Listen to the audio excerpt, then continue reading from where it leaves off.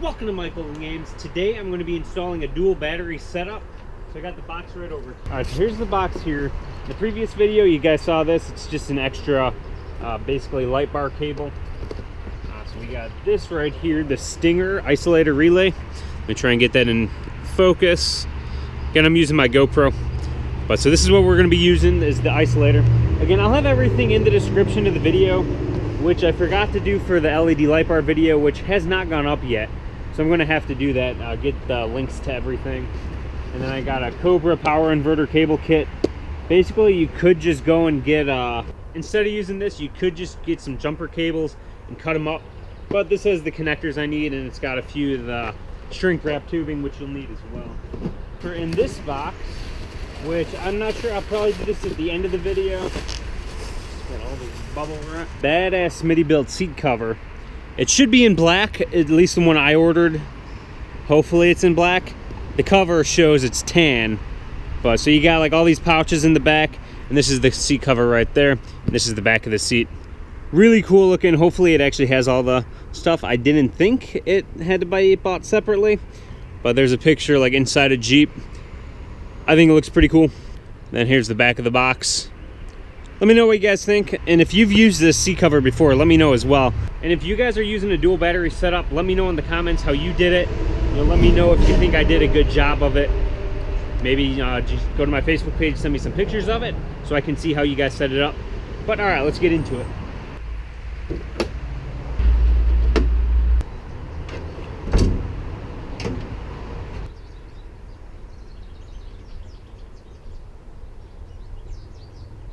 Okay, so now we got a full view of the engine.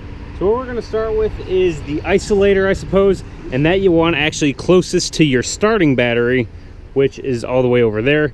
I'm thinking I'll put my auxiliary battery right down in here. I'll have to make sure it'll fit first. Just want to get these wires and hoses out of the way for the battery to fit in. I actually just bought this battery. So I got the battery in there now, but it took a little finesse to get in there, because you got these wires down there. You got to make sure you don't, pull them with the battery. Then you got this big thick wire, which you saw from the LED light bar install, which comes out of the firewall right down there.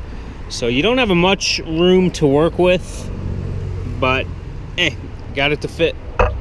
There's a little spider right on there. You see that? The little orange thing. All right, so what we're going to be doing now is taking out the isolator. I can open the box up. Yeah, we got a wiring diagram in here, which kind of helps us out a little bit. And there's actually a wiring diagram in the back too. So I'm not 100% sure if this is the correct isolator that I want it to be, because there's a few different kinds. The one I'm thinking of as what I want is just basically if the main battery stops charging or goes dead, whatever, the second one kicks in and starts trying to charge it. But anyways, so here's the isolator, and what we're going to do is mount it somewhere around here by the battery. Another thing I just bought from Harbor Freight is this power inverter, which basically it's got two 12-volt ports and a USB port, so I can charge my phone, my GoPro, my Canon, whatever I need to charge. I can do this while driving. So right now it's just got the battery terminal hookups. What I'm going to try and do is actually wire this straight to the auxiliary battery and just have wires go through the firewall, and have this like maybe under the steering wheel somewhere, maybe the passenger seat compartment. So yeah, just another thing we're going to try and do in this video. All right, so I got the inverter hooked up. I want to test it to make sure it works before I cut all the wires up. So let's remove that cap, and we'll hook and that right there, and we got power. Not sure how this fan works right now. It's not going, but we got power. I'm gonna go get my phone charger and plug it in, see if it works. Oh, made a beep noise. So one more thing I got from Harbor Freight is this set of jumper cables. It was actually $7. So what I'm gonna do is actually cut these off, use this to power the power inverter through the firewall, and if I need any more I could go back to Harbor Freight for $7. Now this is heavy duty wire. We do want both of these, one for the positive, one for the negative on the power inverter. Just going to basically do this. Again, it's only $7. Cut it there. And I'll just toss that in the box for later in case we ever need it. And again. And there we go. Alright, might be a little hard to see. Got my phone light on now. And I just got to push through a tiny bit. So now I got to actually move the battery again and pull those through all the way. But they're through the firewall. Alright, so I got the wires through the firewall. And they're ready to go. Just got to put the terminals on first. So basically here, wait, no. This is negative, this is positive. And I just got to put the terminals on. And then I'll snip these a little more. And then apply them to the terminals, which I'll show you in a bit. Alright, so I got these battery terminals from Walmart. But actually, we got them a while ago. Haven't used them for anything. I'm just going to put a little CLP on here. Just to help with preventing rust and whatnot. Oxidation and all that good stuff. Alright, I got these wires all connected now. So basically I just, cut the wires and then put these clips on and then crimped it down with a pair of pliers. I didn't show that in the video because I don't think it's really necessary. All you gotta do is just crimp it down and you're good.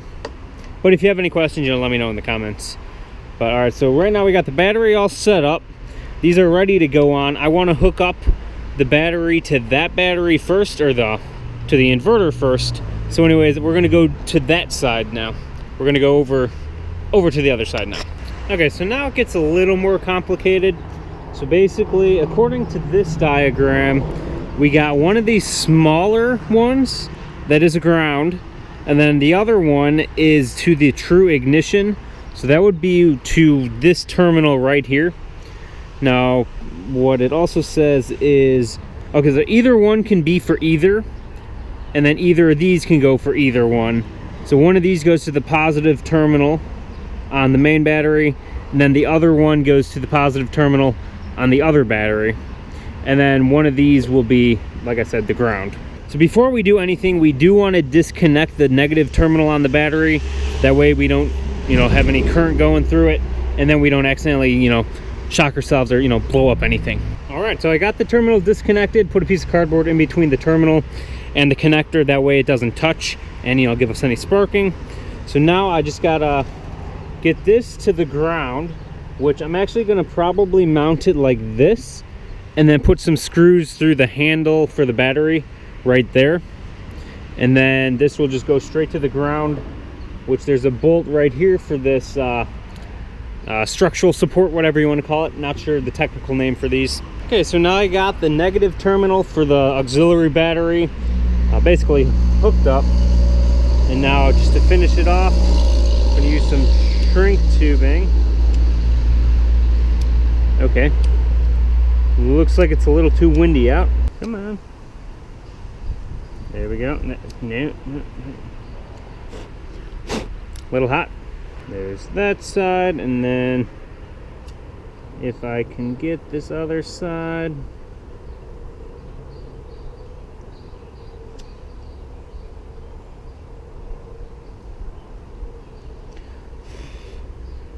Alright, so that's kind of shitty job, but you know what? It's good enough.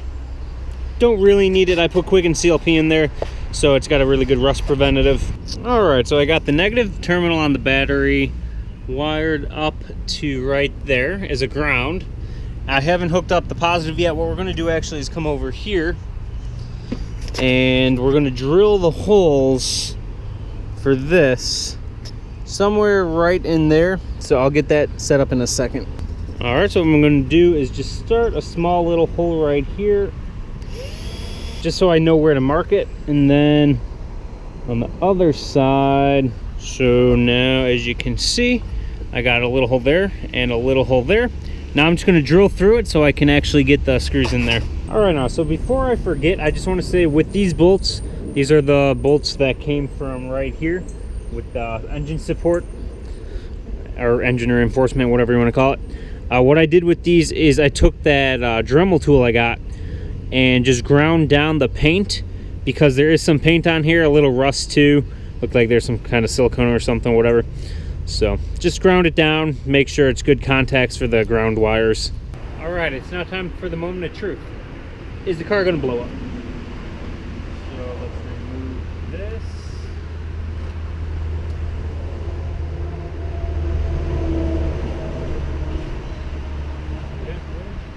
So far, so good.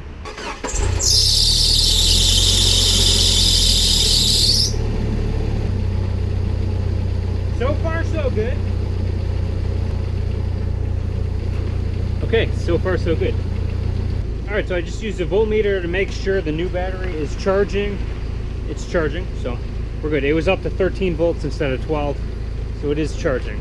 Just so you guys know what to look for. All right, so now I got the wires again from the engine compartment through the firewall, and I'm gonna splice them into the inverter so we can have it hooked up through the car and charge our phone, camera, whatever we want, anytime we want. All right, so now for the inverter, what I did with those power cables is I just cut them here and attached this connector, and I'm just gonna actually go straight to here and then put a washer on like that. And then, it's a little hard to do with only two hands, and then just screw it on. There we go. Want to be a little careful just because it is a live wire, and just be careful, you know, where you have it placed. But that should be good, and I'm going to do the same with the other. All right, so I now have the inverter wires hooked up to the battery here. So I have not tie strapped it to the engine compartment yet, so I'm going to need to do that after this. It's getting dark though, so I got to wrap it up. So let's cut it to here, I guess. All right, so now let's plug in the phone and let's turn it on. There we go, it's charging. It works, amazing. All right, looks like it's starting to rain, so let's get this thing closed. Now I'm going to tie strap the main wire in a bit. Right now it's starting to rain, so I just want to get this closed. And it looks like we're good. So hopefully you guys did like this episode. Oh, that's just lube. I thought I cut myself. So yeah, hopefully you guys did like this episode. Let me know what you guys thought of the video. If there's anything I left out, let me know in the comments. Make sure. Hopefully you guys did like it either way though. So have a great day and see you next time. Maybe consider subscribing.